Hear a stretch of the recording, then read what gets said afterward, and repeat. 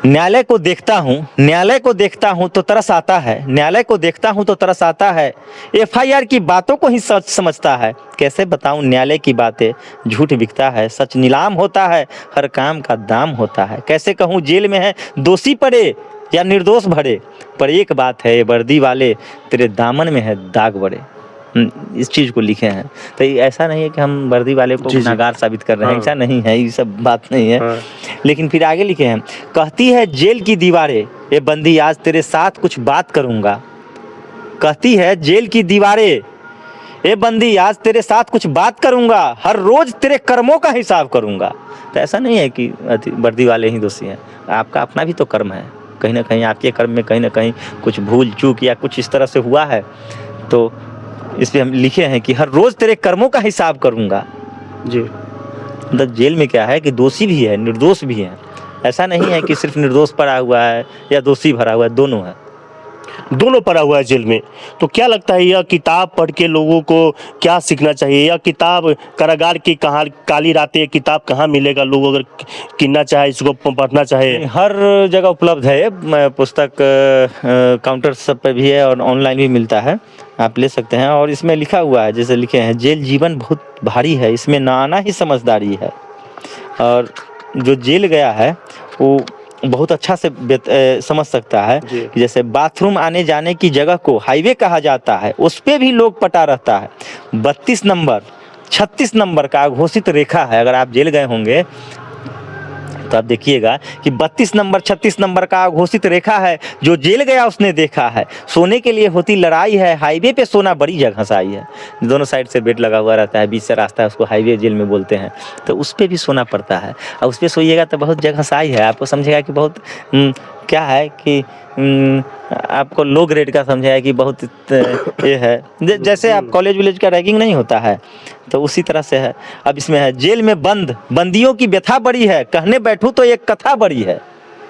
बड़ी पीर है, सीने को चीर है, न्यायालय की आंखों पे पट्टी बंधी है, एफआईआर के आगे नतमस्तक खड़ी है, इसलिए तो जेल भरी है। जिस समय हम जेल में थे, उस समय जेल का जो मुजफ्फरपुर केंद्रीय कारागार है, उसका जो क्षमता है वो करीब करीब 2100 के आसपास है, लेकिन उस समय 5000 कैदी रहता था।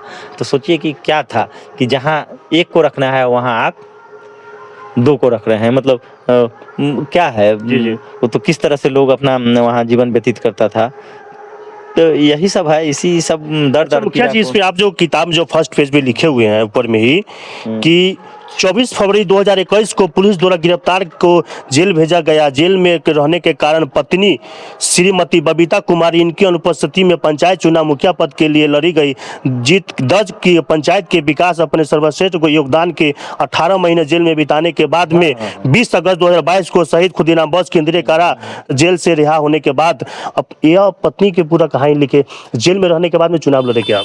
हाँ, जैसे 2022 फरवरी में हम अरेस्ट हो गए थे, और 2021 फरवरी में 2021 फरवरी में अरेस्ट हो गए थे, और फिर हम जेल से निकले हैं 20 अगस्त 2022 को, 18 महीने में।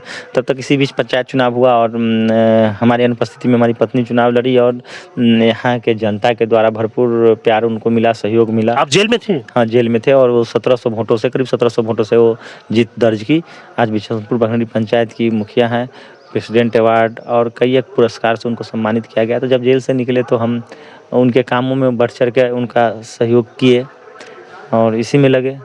तो इसमें और भी लिखा हुआ है कि यह मुखिया पुरस्कार, यह लिखा हुआ है कि इसमें है, देखिए इसमें है कि राष्ट्रपति पुरस्कार, नायिका राष्ट्रपति पुरस्कार, या मुखिया आप जेल में थे। होता है कि पंचायत चुनाव बहुत टफ चुनाव होती है, यह चुनाव मुखिया के चुनाव लड़ने जेल में थे, आपकी मैडम क्षेत्र में थी, कितना रिस्पांस मिली? यह कहानी किताब कब आपको नजर आई? देखिए लोगों को लगा क्योंकि हमारा तो पूरे परिवार का सामाजिक सरोकार रहा है लोगों के साथ, हमारे पिताजी का भी, कि आम जनमानस, गरीब गुरबा सबका मदद करना। तो क्या है कि सबका ये था। तो हमारे अनुपस्थिति में भी हमारी श्रीमती जी को लोगों ने मुखिया के रूप में जिताया। 1700 वोट से जीती, करीब 1700 वोट से। तो ये जो आप कह रहे हैं कि मुख्यमंत्री या ये कुर्सी, कोई कुर्सी बहुत अच्छा नहीं है। ये क्या है कि कांटा वाला कुर्सी है, कांटा वाला। आप बैठे हुए रहिएगा, इसमें चूसता रहेगा। बस कहने के लिए मुखिया है, और ऐसा नहीं है कि मुखिया को मुख्यमंत्री का पावर दे दिया गया है। इसको बहुत समझिए कि काम जिम्मेवारी आप पे बहुत है, जी जी। ठीक है, लेकिन आपके हाथ में कुछ है नहीं। यार की काली रातें किताब लिखने के पीछे मुखिया जी क्या रीजन रहा होगा?